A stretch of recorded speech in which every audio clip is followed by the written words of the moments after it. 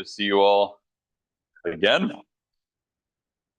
I wonder yesterday if we took a little bit of time to do some meditation in our downtime. I wonder if we practiced coming alongside someone else that maybe needed a bit of help or encouragement. So over this weekend, we are looking at Psalms for the night seasons. And we had 4 goals that we talked about yesterday. We wanted to look at some of the challenges that the psalmist dealt with, especially at night, that kept him up at night and that keeps us at night. We want to look at and explore some of the challenges and understand them a little bit better. Yesterday, we were looking at chaos in our lives and in the lives of David, and looking at loneliness as well and how we work through loneliness in our night seasons. And then we want to find some solutions, some night lights, some tools to help us to overcome these challenges that we face in our night seasons, and also understand how those same challenges that the psalmist and we deal with are challenges that Christ dealt with, and that Christ was able to overcome as the overcomer as well. So today we're going to take a look at a different challenge, and that's going to be introduced to us in Psalm 69. So let's open up our Bibles and start in Psalm 69. And we'll read a few verses here out of the Psalm and see, as we read through those verses, if you can identify what the challenge is that the psalmist is working through in their night season. Psalm 69, we'll start at verse 1, we'll go down to verse 7. So, to the chief musician, set to the lilies, a psalm of David. Save me, O God, for the waters have come up to my neck. I sink in deep mire where there is no standing. I have come into deep waters where the floods overflow me. I am weary with my crying. My throat is dry. My eyes fail while I wait for my God. Those who hate me without a cause are more than the hairs of my head. They are mighty who would destroy me, being my enemies wrongfully. Though I have stolen nothing, I still must restore it. O God, you know my foolishness, and my sins are not hidden from you. Let not those who wait for you, O Lord of hosts, be ashamed because of me. Let not those who seek you be confounded because of me, O God of Israel. Because for your sake I have borne reproach. Shame has covered my face. Now, clearly, David's dealing with a lot of things in his night season in these verses, right? But if we were to pick out some standout things that he's really stressing in those verses, what would they be? Maybe verse 5, he says, my sins are not hid from thee. So he's feeling guilty because of things that he has done in his life. He's feeling guilt. And verse 7, and in the surrounding verses, he says, shame hath covered my face. He stresses shame and being ashamed in his life. So shame and guilt were 2 things that David was dealing with in this night season and in other night seasons as well. And if you look at the context a little bit more, you can see this a little bit more evidently. Verse 8, he says, I have become a stranger to my brothers and an alien to my mother's children. So he feels like a stranger or an alien or an outcast because of the shame and guilt in his life. Verse 9, he says, in the latter half of the verse, the reproaches of those who reproach you have fallen on me. And that word reproach actually means a sense of shame. So he's been reproached by others that have also reproached God. Verse 10, when I wept and chastened my soul with fasting, that became my reproach. So he feels reproach and shame. Verse 11 and 12, he says, I have made sackcloth my garment. I became a byword to them. Those who sit in the gate speak against me, and I am the song of the drunkards. So he feels like a byword, like he feels shame. He's become a drinking song, right? So they're talking about They're singing about David in their drinking songs, the alcoholics, those who are drinking. Verse 20, reproach has broken my heart, and I am full of heaviness. I looked for someone to take pity, but there was none, and for comforters, but I found none. And again, reproach.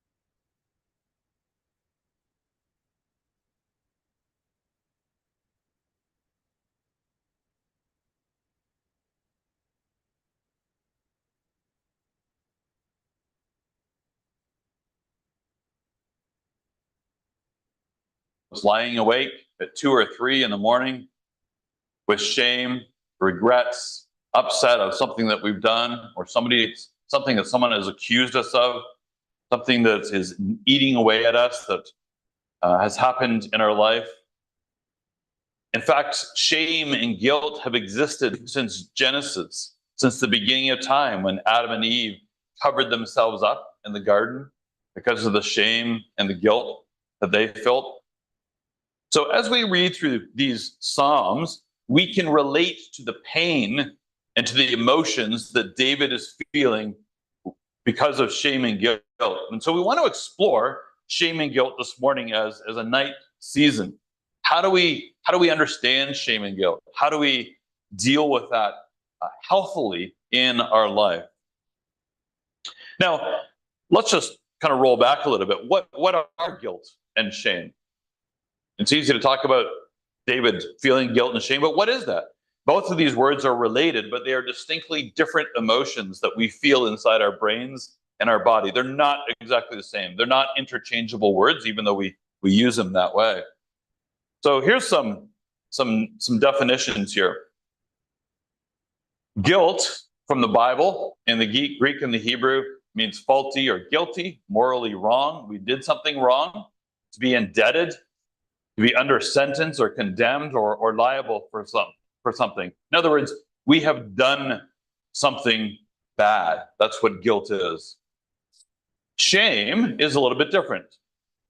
In the Greek and the Hebrew, it means to be scorned or defamed or disgraced, to be confused, hurt, or dishonored. It could be a subject of whispering, or to be famous, or to have infamy for something. To wound, to insult, to taunt, to blush, to be a reproach, to be ashamed. And it's different in that instead of it being, I have done something bad, it's, I am a bad person in the eyes of myself or in the eyes of others. So doing something bad versus I am bad, I'm an awful person. Now, there's a researcher, Dr. Brene Brown, that we talked about yesterday, and she does some very interesting research on shame and guilt as well. And this is, her definitions are very parallel with the Bible. She says guilt is holding something we've done or failed to do up against our values, and in our case, that's God's values, and feeling discomfort because of it. That's guilt. Whereas shame is the intensely painful feeling or experiencing of believing we are flawed and therefore unworthy of love, belonging, and connection with ourselves, each other, or with God, as a result of something we've experienced, we've done, or we've failed to do. And in her research, she's discovered that shame is the more toxic of these two emotions that we can feel. It has the more dramatic impact in tearing us down in our life. So here's a couple other things to think about when it comes to shame. We focus in on shame as being the more toxic of the two emotions. Guilt is a little bit more straightforward, but shame, there are two different types of shame that we may feel in our life. And just ask yourself as we look at this, have I felt this before? Can I relate to this? I think we can. There is appropriate shame, or what some of the researchers call well-placed shame. This is when we have legitimately done something that is shameful and that God feels is shameful. For example, if we have lied or we have deceived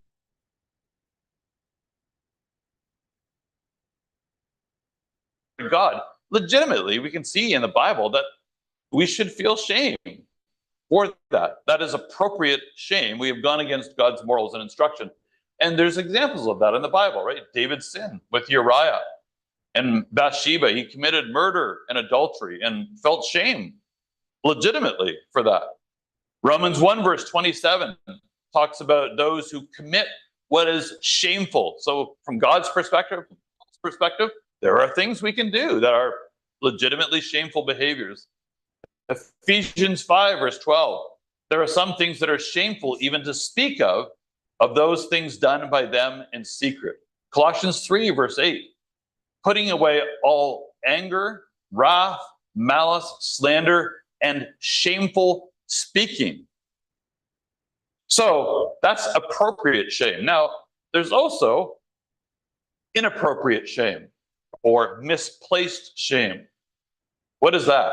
That's when we have not done anything wrong, but we feel personal shame or we are shamed by others. For example, we may finish last in a foot race. We don't need to feel shame for that, but we feel shame, right? People may look at us like, yeah, you finished last, but we don't need to feel shame because of that, right? We may finish fifth, but there's still 3,000 other people in the stands watching us that never even ran the race, and they didn't finish. We may be ill-treated for preaching the gospel. The disciples experienced in that, and the apostles, right? We may be abused or defamed or accused wrongfully by somebody around us. We don't need to feel shame for that. We haven't done anything wrong, but we do feel shame, or we're told and treated shamefully and made to feel that shame. For example, Psalm 69 verse 6, David says, let not those who wait for you be ashamed because of me. In other words, don't let them feel shame because of the wrong that I've done. They haven't done anything wrong. They don't need to feel shame. I'm the one who's done wrong. I'm the one who needs to feel shame. Don't blame them for what I have done. That's pretty self-sacrificing. Psalm 69 verse 4, those who hate me without a cause, my enemies wrongfully, I have stolen nothing, but I must restore it. So at times he felt shame, even though he had done nothing wrong. So that's inappropriate shame. That's feeling shame when we haven't done anything wrong. Here's another type of inappropriate shame. B on our PowerPoint up there. When well-placed shame lingers too long and we spiral. In other words, we have done something wrong. We should feel some shame for it, but it goes on and on and on. And we hold on to things for years and years and years or months and months that we have done, and we spiral and we go down and we become worse off because of that shame we cannot let go of. Psalm 130 verse 4, there is forgiveness that with you that you may be feared. So God is even telling us there's a point where that shame needs to end and be cut off. So it's helpful to understand shame and guilt that David that David was feeling and that us feel as well. Now, we mentioned that guilt and shame are emotions, things that we feel in our brain. And like any emotion, it's really helpful if we can identify that emotion or that feeling in our life. And if we can identify what we are feeling or dealing with in our life, then we can deal with it in a helpful way.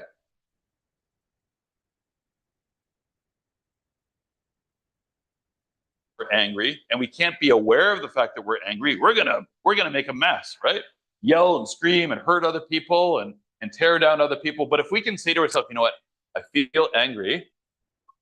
How am I going to respond to my anger? I'm going to deal with it differently. I'm going to go out for a walk. I'm going to burn off that steam somewhere else before I hurt everybody else with my anger. So identifying our emotions helps us to deal with those emotions better, gives us an opportunity to grab hold of them and work through them healthy. Take 10 seconds right now and ask yourself, over the past couple of weeks, is there an episode where I've felt guilty? Can you identify that in your life, or even over the past few months? And also ask yourself, can you think of a time where you have also felt shame, guilt and shame? Just take a moment. Can you identify those episodes in your life?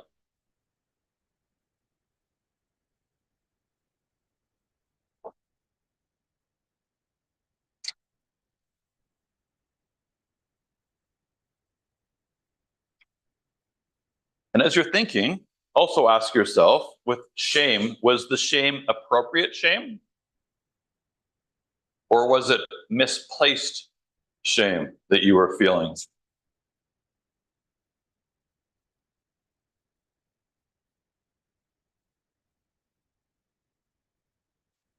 Okay, so everybody got something in their head? Some time they felt guilty or shameful. Now just take another few seconds and think about how you responded to that shame or that guilt in your life. How did you respond? Was it a positive response? Did you go out and yell and scream or throw things, or you were upset and told somebody off? Or did you respond in a positive way? Did you get a hold of your emotion?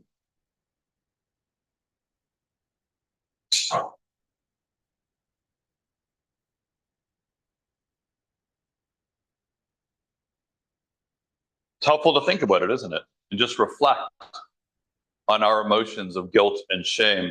So in both cases, I'm going to suggest to you that guilt and shame can actually be very helpful. If we use them the way that God intended, they can help us to identify and to correct mistakes that we have made in our life. If they are left unchecked, they can prove to our own destruction. And we'll talk about this more. If we don't check these emotions, guilt and shame, we can be paralyzed in our life to react positively and to connect ourselves positively with God, to make positive changes in our life. They just take us down.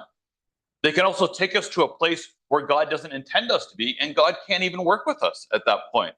So it's important we understand them and that we work with them positively.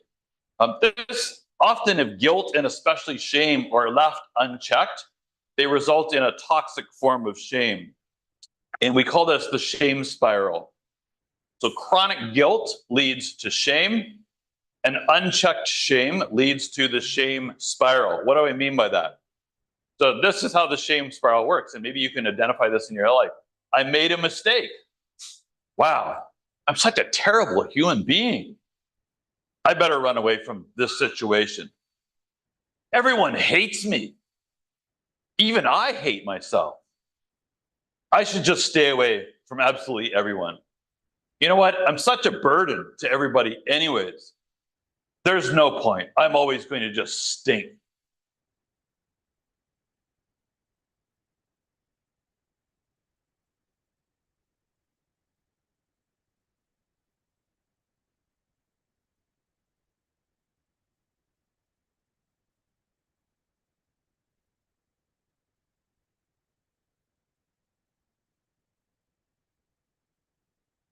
To suicide. Where's Judas in that shame spiral?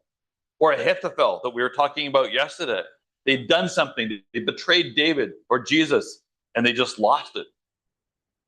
I believe that this can happen in our lives and in our ecclesias as well. Take a look at 2 Corinthians chapter 2. 2 Corinthians 2, verse 6 and 7. And Paul is talking about a scenario in the ecclesia where, a brother had done something horrific, but he was concerned that we didn't hang that over him for the rest of his life. 2 Corinthians chapter 2, verse 6. This punishment, which was inflicted by the majority, is sufficient for such a man, so that, on the contrary, you ought rather to forgive and comfort him, lest perhaps such a one be swallowed up with too much sorrow. And therefore, I urge you to reaffirm your love to him. So shame, whether our own or from another, can lead us to complete despair, and it needs to be checked. Back in Psalm 69, David verges into this shame spiral as well. Psalm 69, verse 1 and 2. Psalm 69, verse 1. Save me, O God, for the waters have come up to my neck. I'm almost drowning. I sink in deep mire where there is no standing. I've come into deep waters where the floods overflow me. I am weary with my crying and my throat is dry. So here is David. He's going under. He's drowning. He's sinking in the mire in the pit. Can you relate to that, brothers and sisters? Have you been at that point in your life? Or maybe you know somebody who has been at that point in their life? There's no foothold. We're just spiraling. So although God has given us these emotions, this is not where God wants us to be. He can't work with us very well if we get to this point. So it's important we can identify where we are and what our feelings are. So let's talk a little bit more about the impacts of unchecked shame, or this toxic shame.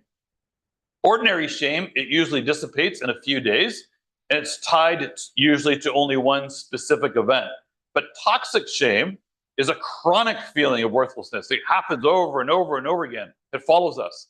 A chronic feeling of worthlessness inside us. People may not know that they have toxic shame because it isn't felt constantly.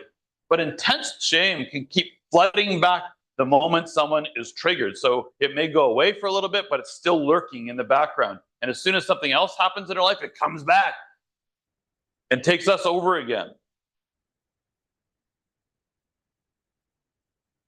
Toxic shame can manifest physically and psychologically. Intense shame can trigger the body to secrete stress hormones.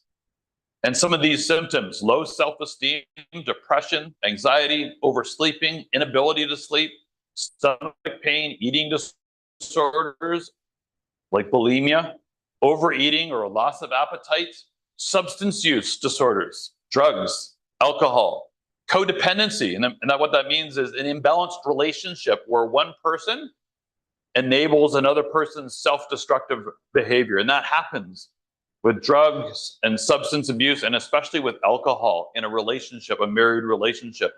So it's a very unhealthy relationship that exists because one person feels shame for the other person's misbehaviors. An inability to feel guilt or feeling for others. So we lose empathy for others because we're so concerned.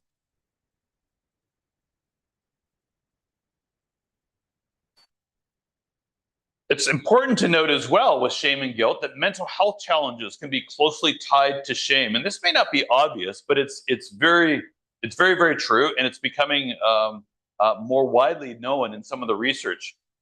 The cause and effect of personal addictions: alcohol, cigarettes, substance use, pornography, stealing, gambling can lead to those. Inhibits insight and recovery from mental health conditions, especially rooted in personality disorders. So shame inhibits our ability to have insight into our own behaviors and our own problems and our own recovery from mental health issues. And this is particularly true with two mental health conditions. One is narcissistic personality disorder. Shame is very much wrapped up in NPD, or narcissistic personality disorder.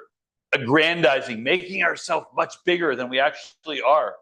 because we have deep-rooted shame, and we're trying to cover up that shame in our life and overcome that by making ourselves bigger and beyond that.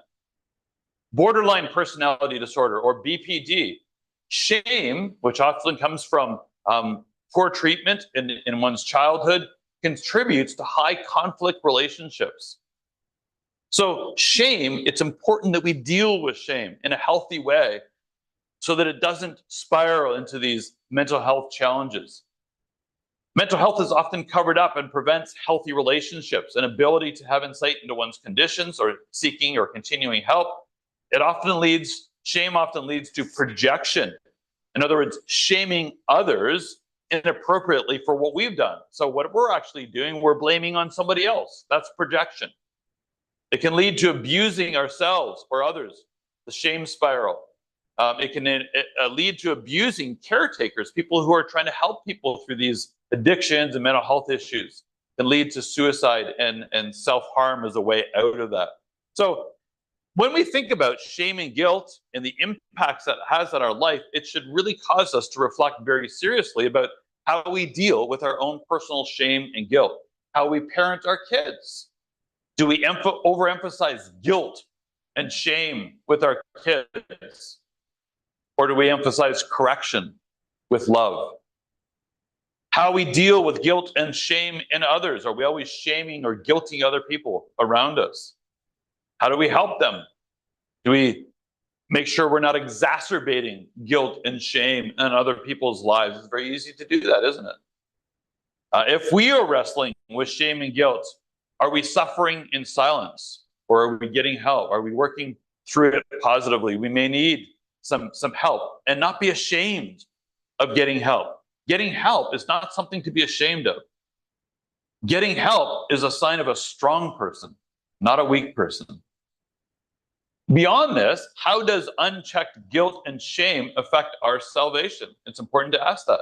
There is nothing, brothers and sisters and young people, in the Bible that suggests that God is looking for disciples that are reveling in guilt and shame in their life. In fact, guilt and shame, I would suggest to you, can keep us out of the kingdom. About 15 years ago, we did a survey with about 400 or 500 young people and adult brothers and sisters.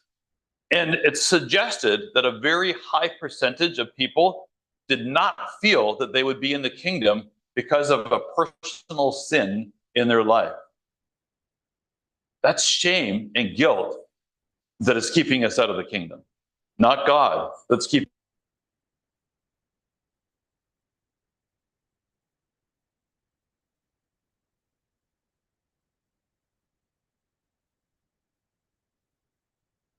It should compel us to look for solutions or nightlights to shame and guilt, right? It's hard to see this, but this is a window with a few stars. It's very dark. Often when we are experiencing a night season, we're up at night in turmoil, this is how it feels. We're looking out into a dark, bleak room or window. But if we open up the Psalms, the light comes on. And God has given us the Psalms so that light does come on and begin to provide some light in that room into our problems in our life. And so that's why we want to open up the Psalms and look at some of the night lights that David used in dealing with shame and guilt. How did he get through his shame and guilt?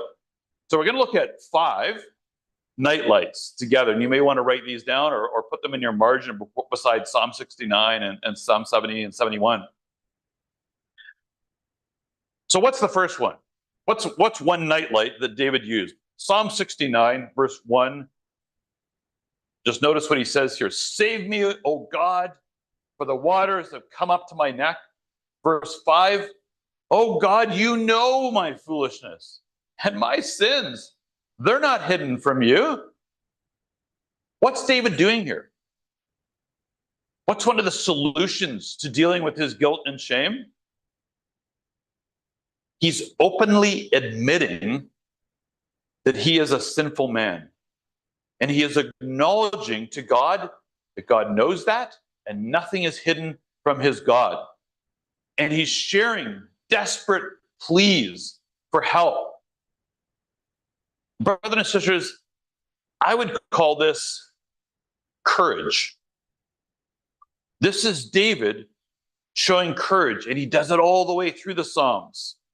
It's one of his nightlights to confronting shame and guilt in his life. It takes a lot of courage to admit to ourselves and to admit to God when we are weak and when we need help. It takes a lot of courage to admit to one another what our weaknesses are, what our faults are. We may be mistaken as a coward, but opening up to each other and having courage is not being a coward, it's being strong. So what is courage? Courage, unfortunately, we've twisted the original meaning of courage in the original English.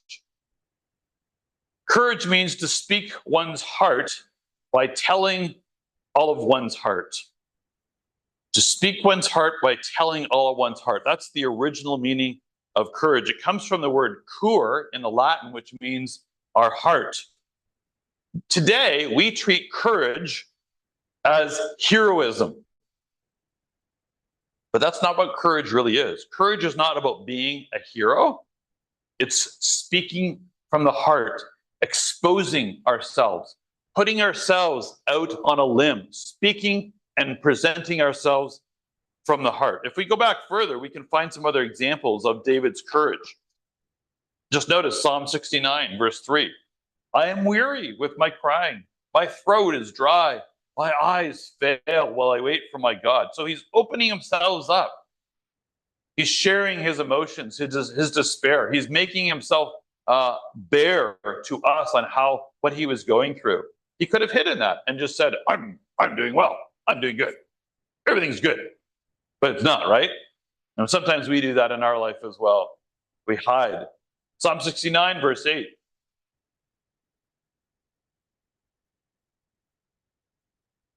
So he's opening himself up. He feels so insignificant.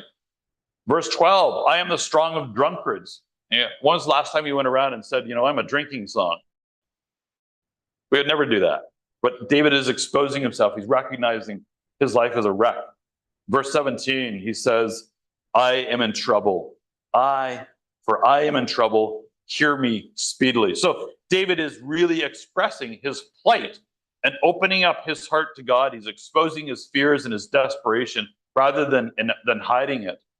Now, beyond just David showing courage, I'd say to you that this is a type or a form of courage called vulnerability. David is making himself, he's courageous, but he's also making himself vulnerable. So what is vulnerability? It's a type of courage. Vulnerability is uncertainty, risk, and emotional exposure. But vulnerability is not weakness. It's our most accurate measure of courage. So to confront shame and guilt in our lives, we need to be vulnerable with each other, and we need to be invulnerable, most importantly, to our God. Now, can you think of something that is making ourselves vulnerable? And just shout it out.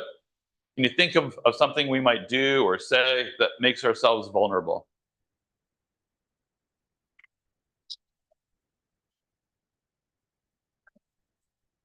Crying. Yeah, shedding tears, right? And even David did that. He was the king of Israel and he cried. When was the last time you saw the president of Trinidad or Tobago cry? Right? So crying makes ourselves vulnerable. It expresses our emotions. Anybody else? Confessing our sins one to another. Confessing our sins, admitting our guilt to each other. That's pretty vulnerable.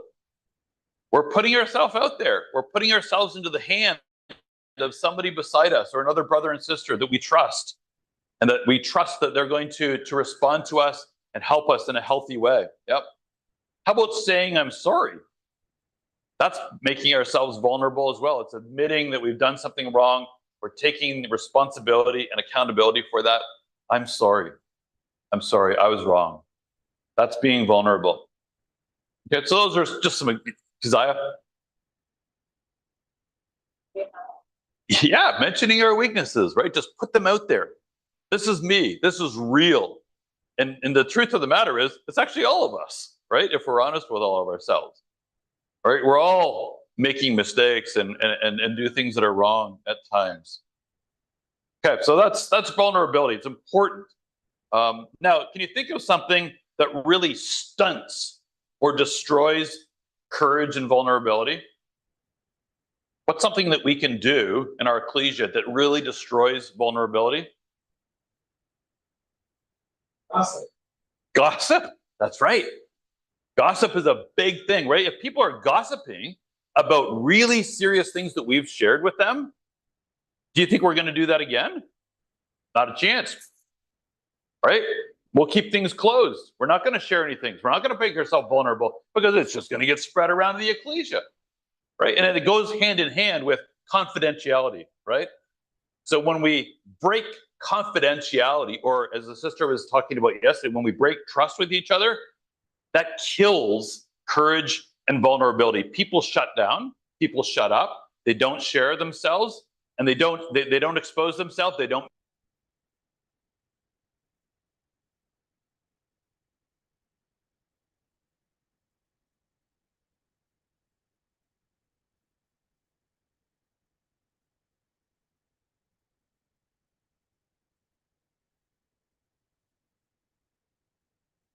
When someone asks us to be confidential, or we know we should, we follow through on it. I wonder, brothers and sisters, if we practice this nightlight in our lives and in our ecclesia, courage to confront shame, and if we practice vulnerability in our life. So that's one nightlight. The second nightlight, take a look at Psalm 69, verse 13. Psalm 69, verse 13. See if you can see what he's doing here. But as for me, my prayer is to you, O Lord, in the acceptable time of God, in the multitude of your mercy. Hear me in the truth of your salvation. Verse 16, hear me, O Lord, for your loving kindness is good. Turn to me according to the multitude of your tender mercies. And do not hide your face from your servant, for I'm in trouble. Hear me speedily. Draw near to my soul and redeem it. Deliver me from because of my enemies. What is David pleading for and seeking in these verses? Something we talked about yesterday.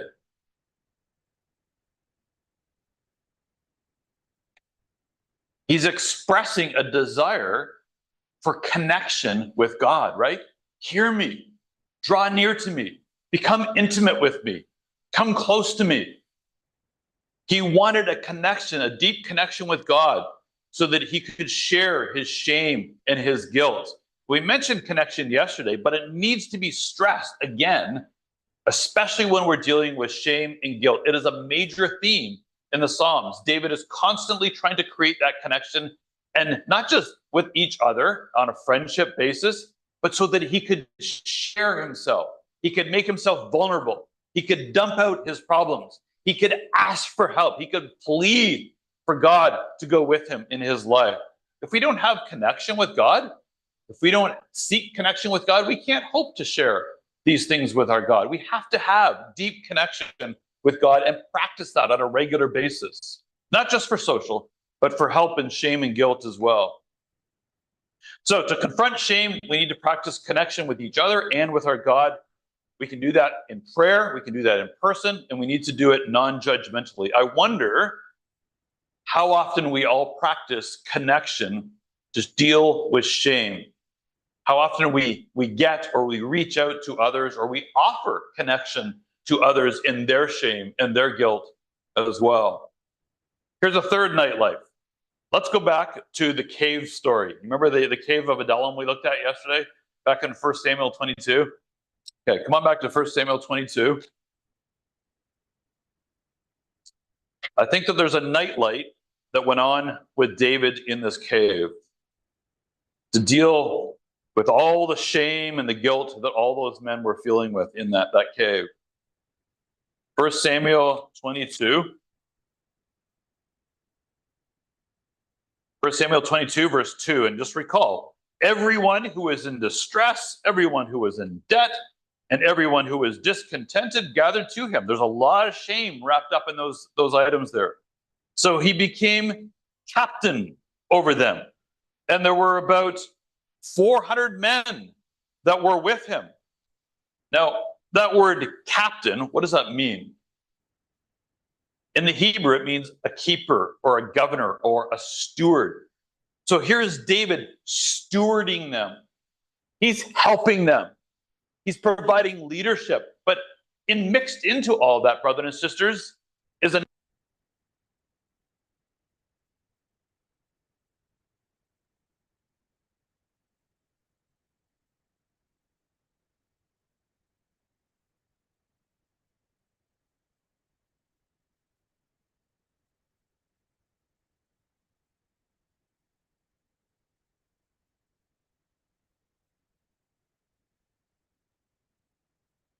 struggling with all these difficulties in their life. Connection, as we said, is the energy that exists between people or people and God when they feel seen, heard, and valued, when they can give and receive freely and derive energy and strength from a relationship. It's the opposite of going it alone or I've got it. And so here is David connected with God, his friends, his family, people who needed help in this cave. And he offers compassion to them. So compassion is from the Latin words pati and cum, meaning to suffer with. And David is suffering with these men in the cave. A social feeling that motivates us to go out of our way to relieve physical, mental, or emotional pains of others and themselves. Brothers and sisters, do we show compassion to each other in their shame and their guilt? Do we see our ecclesia as, or our ecclesial family as that cave where we can be a helper to each other? We can be a leader or a captain over each other compassionately.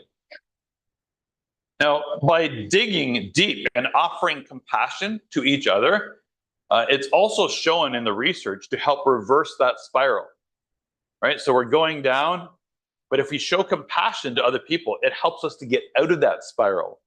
It reverses that spiral. Have you ever, in your shame or in your guilt, turned to somebody else and offered them compassion? How good does it feel to be compassionate to somebody else in their shame and their guilt when you are feeling shame and guilt yourself? It's freeing, isn't it? It releases ourselves. It gives us a feeling of releasing other people. So the key is that we focus on other people rather than ourselves when we show compassion. And that helps us to turn a nightlight on in our own shame and our guilt. Now, here's an example of David's compassion back in the Psalms as well. We mentioned this, Psalm 69. Here is David showing compassion and helping himself to work through his own guilt and shame. Psalm 69, verse 4 through 6. Actually, we'll just read verse 6. Psalm 69, verse 6. Let not those who wait for you, O Lord God of hosts, be ashamed because of me. Let not those who seek you be confounded because of me, O God of Israel. David did not want to see others in a state of shame or guilt because of what he had done. He had compassion towards them. It's very self-sacrificing. Is that how we treat our brothers and sisters? Do we appeal to God that our own faults and our sins will not negatively affect innocent people around us? I wonder, brothers and sisters, how often we practice compassion with others in our night seasons like David. Now, the Psalms also illustrate a different type of compassion that David had. We talk about compassion usually as compassion towards others, but David also practices self-compassion, compassion towards our own self. Now, what do we mean by that? What is self-compassion versus just compassion? Self-compassion is the process of turning compassion inwards on ourselves.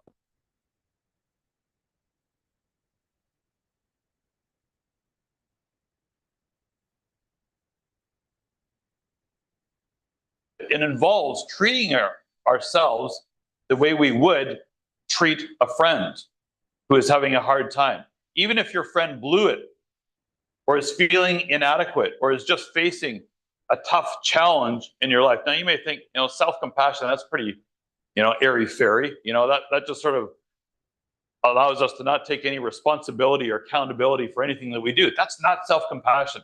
Self-compassion recognizes we make mistakes. We go through hard times in our life, but let's not kill ourselves over that. Let's take responsibility for it, make change, and move forward in a healthy way, and treat ourselves like God would, in a forgiving, merciful way, but also requiring change. I'll give you an example of how we can be so not self-compassionate in our life. I want you to just imagine one of your friends, a sister or a brother, calls you up because they're struggling with their marriage, or they're ashamed about their marriage. So they give you a call, they're really having a rough time with their marriage. Hey, you say to them as you pick up the phone, how are you doing? Terrible, the sister says, choking back some tears. We keep having terrible fights. He's drinking again. He didn't come home last night. Yesterday, he told me I was putting way too much pressure on him and that he needs some space. I'm absolutely devastated. And you sigh and you say, well, to be perfectly honest, sister, it's probably because you're old, you're ugly, and you're boring, and not to mention you're needy and you're dependent, and you're at least 20 pounds overweight, your clothes don't fit, and your hair is turning gray. I just give up now, sister, because there's really no hope of finding anyone who will ever love you. And I mean, frankly, you just don't deserve it. Sometimes you can be such an idiot. Would you ever talk to somebody else that way on the phone if they called you for help? Why do we talk to ourselves that way? Why do we beat ourselves up that way? We do, right? At times we beat ourselves up over things. We don't show self-compassion towards ourselves. And so self-compassion is trying to treat ourselves like we would treat a good friend, or like God would treat us as well. With self-compassion, we learn to talk and to treat ourselves in a much healthier way. I'm so sorry. We can even say to ourselves, are you okay, self? You must be so upset, self. Remember, self, I'm here for you, and I deeply appreciate you, and other people love you as well. Is there anything I can do for you? We can talk to ourselves that way.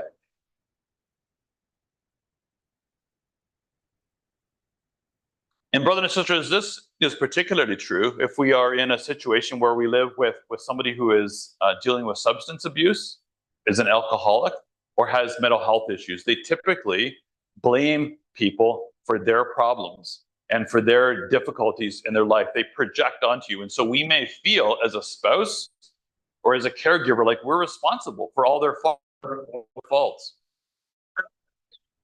We need to remind ourselves to be self-compassionate with ourselves. We need to take care of ourselves, get exercise, eat well, get sleep, have space to be able to recharge our brain, because we've got a lot on our plate helping these people work through their challenges in their lives.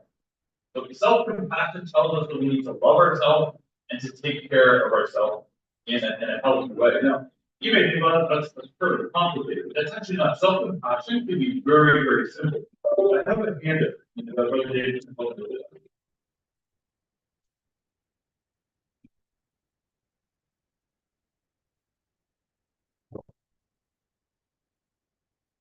are very simple ways that we can show self-compassion to ourselves every single day. A couple of years ago, I was down in San Diego at Cruise in the U.S., and Brother David Lloyd was doing an exhortation on kindness, and he was talking about being kind to ourselves. And I went up to Brother David Lloyd afterwards, and I thought that was just great. He's like, I got something else I'll send you in an email. And so Brother David sent me this little handout, and I modified it a little bit. The these are, you may want to hang this on the wall in your bathroom or on your fridge or in your house someday. And every morning I get up and I do these four daily affirmations. They're types of self-compassion. So you want to read them together and let's do the actions. There's actually actions you can do with this, right? So get up in the morning and you may cup your hands together for the first one. All things are in God's hands. Right? That shows us some compassion and trust in God. All things are in God's hands. That's what Psalms and Job talk about there.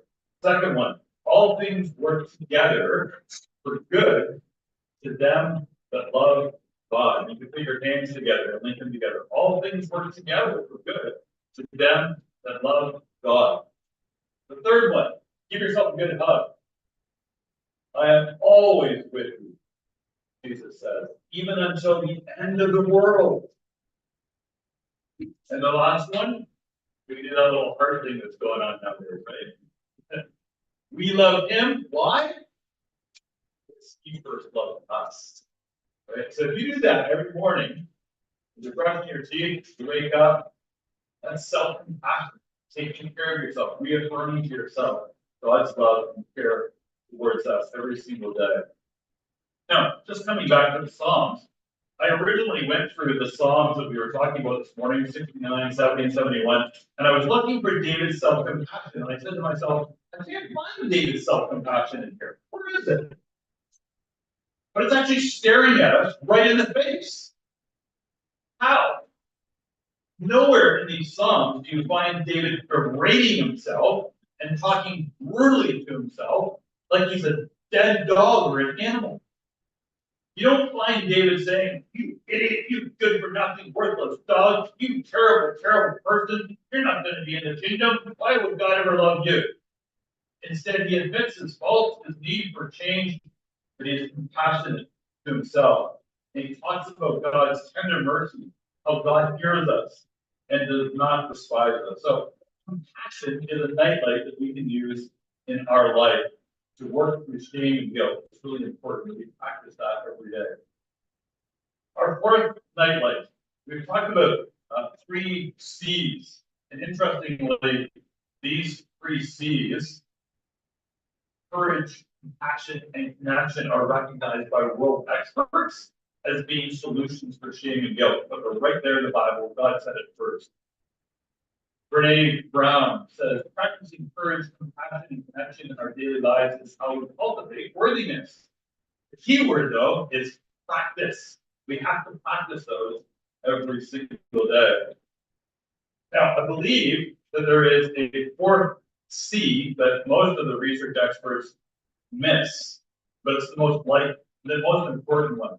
Come back to Psalm 69, and let's look at verse 27. See if you can see this important C in this verse.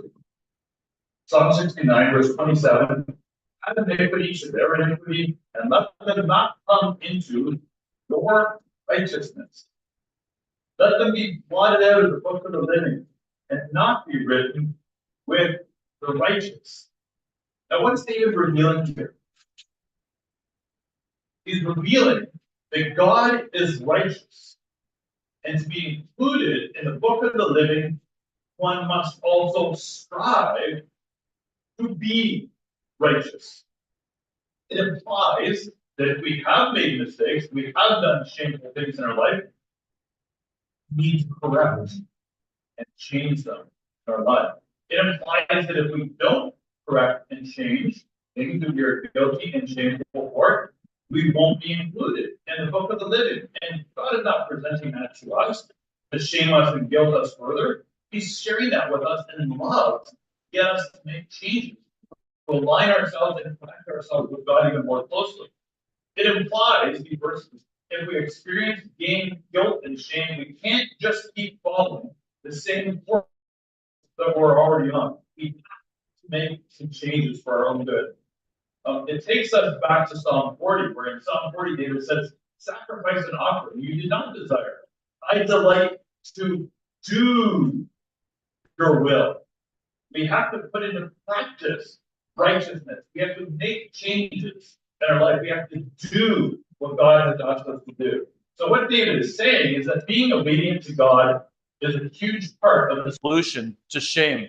Changing behaviors, habits, actions, words. It's more than just relying on his compassion. It's taking proactive action in our own life. And so perhaps the fourth C we could call course correction. Course correction. What do I mean by that? I'm going to illustrate this. I told you yesterday I like doing kayaking in a boat, right? So last summer, I got a picture of a map here. I kayaked for about 150 kilometers up through a waterway up in northern Ontario. Really beautiful waterway, right? So you can see the map, and my course that I went on was this pink line here. Now, if I got into a kayak and I just paddled straight ahead, would I have got to my destination and been able to get all the way back? No way. There's too many curves and changes in the channels and the river, right? I'm constantly having to correct my course to get from A to B. And that's the same thing with our lives. We are constantly working on our lives to correct our course, right? We go off course. We got to correct it to come back on, to get to that point that we're trying to get to, right? And sometimes the wind comes along in our boat and blows us off course. So we have to correct our course again, get back onto course. Sometimes the waves of other boats come over. They push us off course. We have to correct our course and get back onto that course. So we need to take action and correct our course if we are feeling shame and guilt. Remember yesterday we said pain is the catalyst for change. If we feel the pain of shame and guilt, then maybe we need to think about changing in our life to get ourselves out of that shame and that guilt. Here's our fifth one, our last one. One last piece of the puzzle in the night seasons of shame and guilt. Come on back to Psalm 69, verse 13. See if you can figure out what nightlight David's using here. Verse 13. As for me, my prayer is to you, O Lord, in the acceptable time of God, in the multitude of your mercy. Hear me in the truth of your salvation. How about verse 16? Hear me, O Lord, for your loving kindness is good. Turn to me according to the multitude of your tender mercies. What's David talking about in these verses? Gratitude. Yep, there's definitely gratitude in there. He's thankful to God, right? What's he thankful to God for? What's one of the words he's repeating there? Mercy, right? He's thankful to God for his mercy, his grace, his long suffering, his abounding in goodness and truth. Our God is a God that can forgive our mistakes and shows mercy if we correct our course, if we show courage, if we show compassion. Do we allow God to forgive us and forgive ourselves for things that we may feel guilty or shameful for? Do we forgive others for things that they have done to us? Because God does forgive us if we acknowledge what we've done is wrong and we make changes in our life. Do we hold on to that guilt and shame, or do we let it go? Just come on over to Micah chapter 7. This is an astounding verse, and it talks to us about how God deals with us and how sometimes we don't deal with our own guilt and shame correctly. Micah chapter 7. And let's start at verse 18. Micah 7, verse 18. This is powerful. Micah says, who is a God like you? In other words, there's all these gods that surround us, Baals and all that. But who is like you? You are a different God. You are a different God than anybody else. Why? Because you pardon iniquity and you pass over the transgression of the remnant of his heritage. You're the only God I know that can forgive.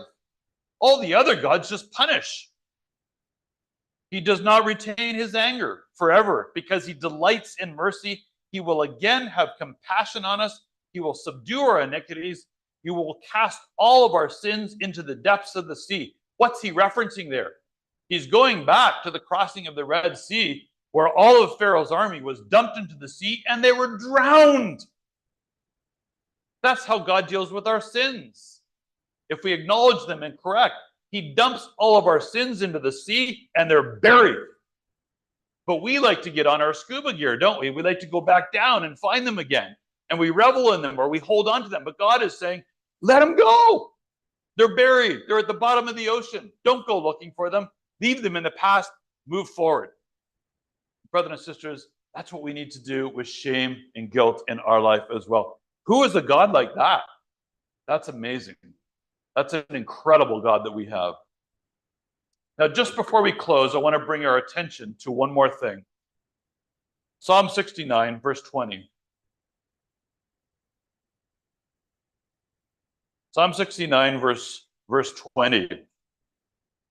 Actually, Psalm 71, we'll just start with verse 19 and 20. Sorry.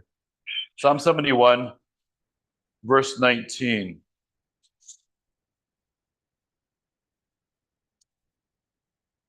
Also, your righteousness, O God, is very high. You have done great things. O God, who is like you? You have shown me great and severe troubles. You shall revive me again and bring me up again from the depths of the earth. You shall increase my greatness and comfort me on every side. Who's that talking about? Who's that really talking about? And come on over to Psalm 69, verse 20 through 21. Reproach has broken my heart. I am full of heaviness. I looked for someone to take pity, but there was none, and for comforters, but I found none. They also gave me gall for my food, and for my thirst they give me vinegar to drink. Who's that? That's Jesus. These verses were fulfilled in John 19 on the cross. And so there's many messianic aspects to these Psalms that talk about shame and guilt. In fact, the margin in verse 19 takes you back to Hebrews chapter 12, verse 2. So if you look in your margin there in Psalm 69, when it talks about, you know, my reproach and my shame, my margin takes me to Hebrews 12. Let's go to Hebrews 12.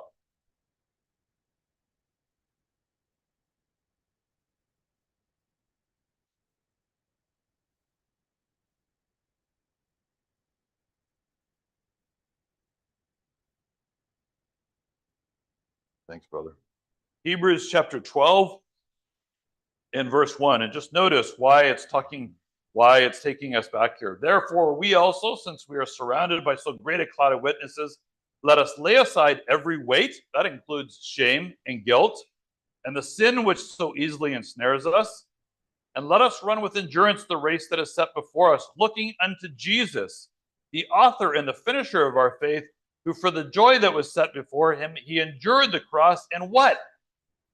He despised the shame, and has sat down at the right hand of the throne of God. So, although Jesus did not commit sin, he hung on a cross naked, and he was accused of being a malefactor, which was shameful. He experienced shame in his own life. Shame stripped away any earthly support that Jesus had. His reputation, his friends, his decency, and his comfort. And he disregarded the shame. He moved past that shame for the joy that was set before him. And brothers and sisters, that's our goal as well. Moving past the shame, even though we may be guilty of it. And to move forward towards the joy that is set before us. And not allow shame and guilt to be a weight and to ensnare us and to take us under, as Hebrews 12 talks about. So brothers and sisters, let's practice those night lights in our life with ourselves and with each other to work through shame and guilt that we may experience.